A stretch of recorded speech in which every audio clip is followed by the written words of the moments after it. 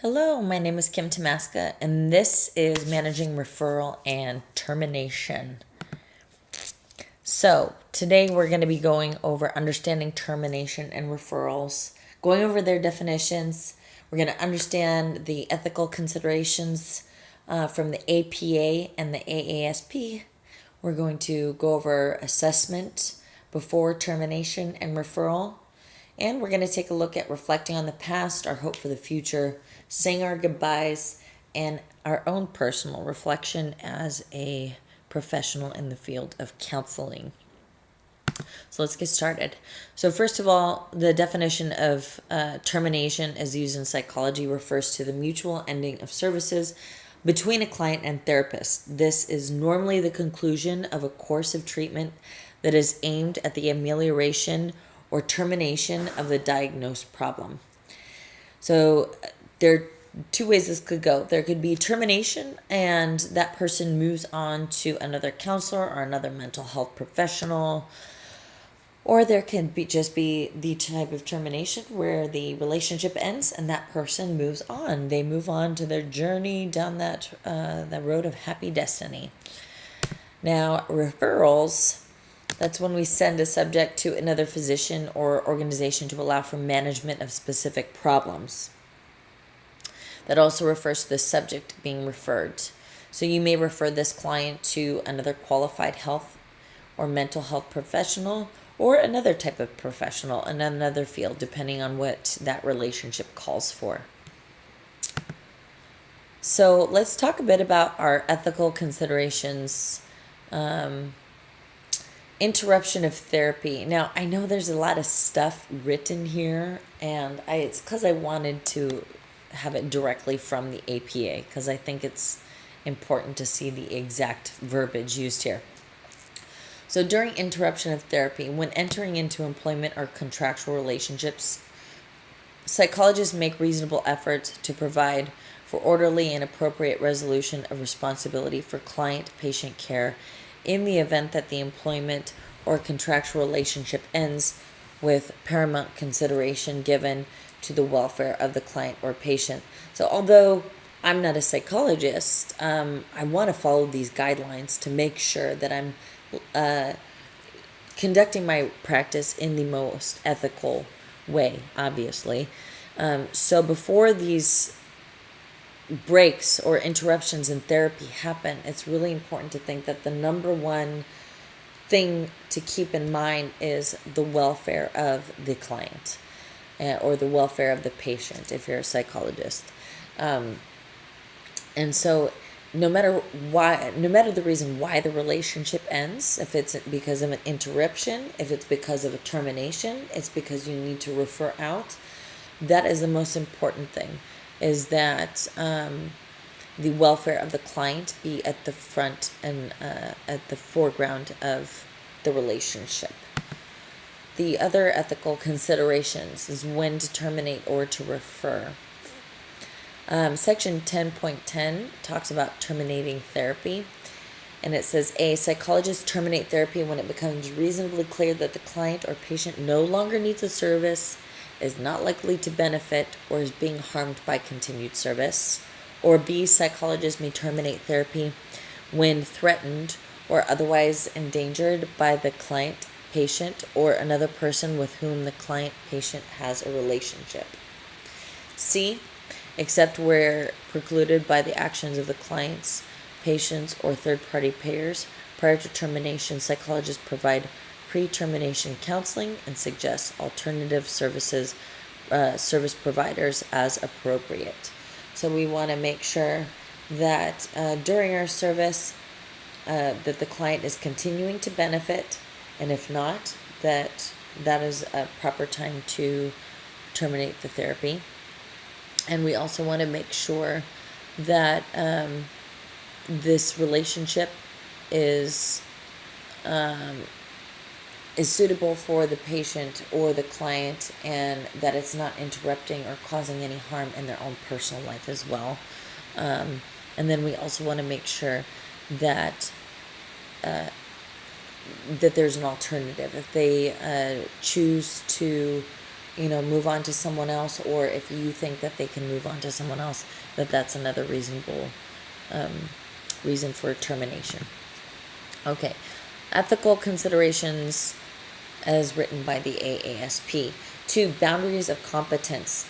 And so we want to make sure also that we are of appropriate training and certification to be dealing with the client specific issues.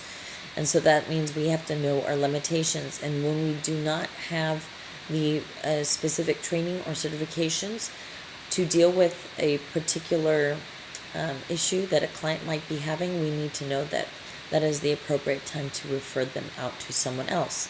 And it doesn't mean that they don't work with us as well or can't work with us as well.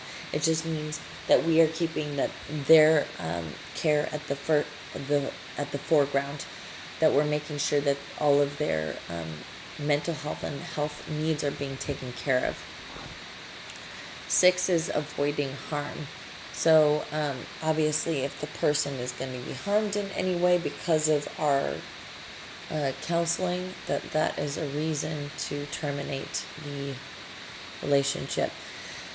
11 is consultations and referrals. AASP members arrange for appropriate consultations and referrals based principally on the best interests of their patients or clients, with appropriate consent and subject to other relevant considerations, including applicable law and contractual obligations. I like how the AASP mentions the law aspect of this, because we need to follow these guidelines. AASP members cooperate with other professionals in order to serve their patients or clients effectively and appropriately.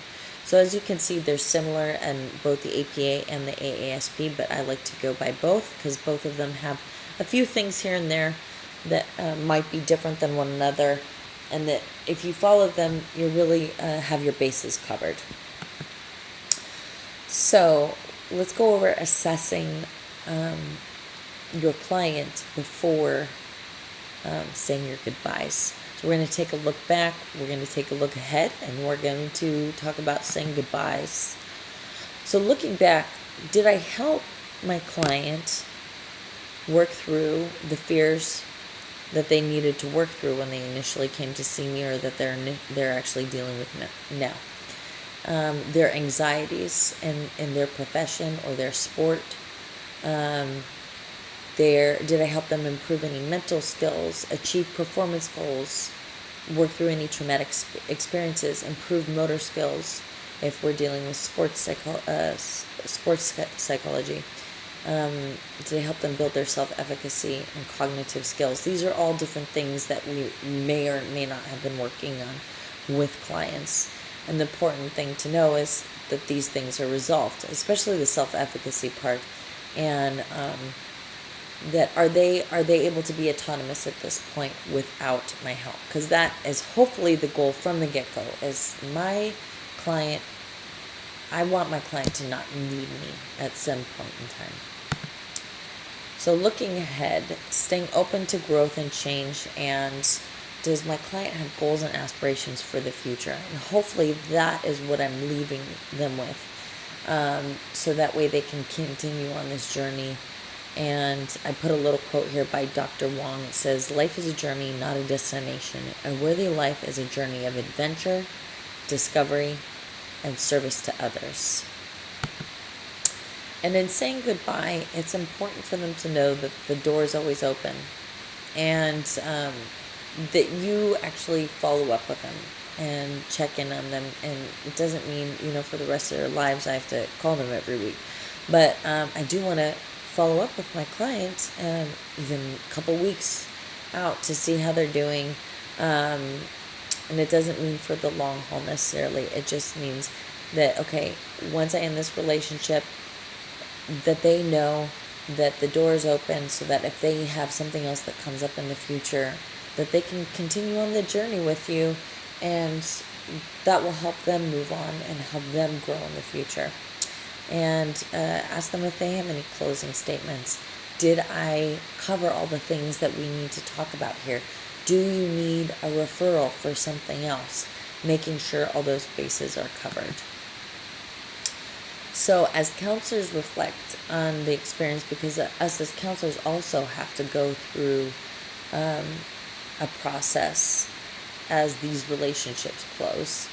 And I found this. This is the first one I have listed here is therapist as a person and as a therapist.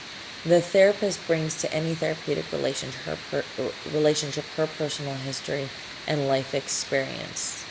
So, in reflecting upon that, we get to see, okay, what in my life did I actually include in this, and what experience of mine did I actually include in this relationship? So a lot of growth and change can come from that, and that can actually be very therapeutic to the therapist as well, or to the counselor. And then the second one is therapist awareness of the termination. Therapists and patients work towards the ending from the onset of the therapy process. And I mentioned this before, and I think it's really important to know that from the beginning, that at some point you want your client to not need you anymore.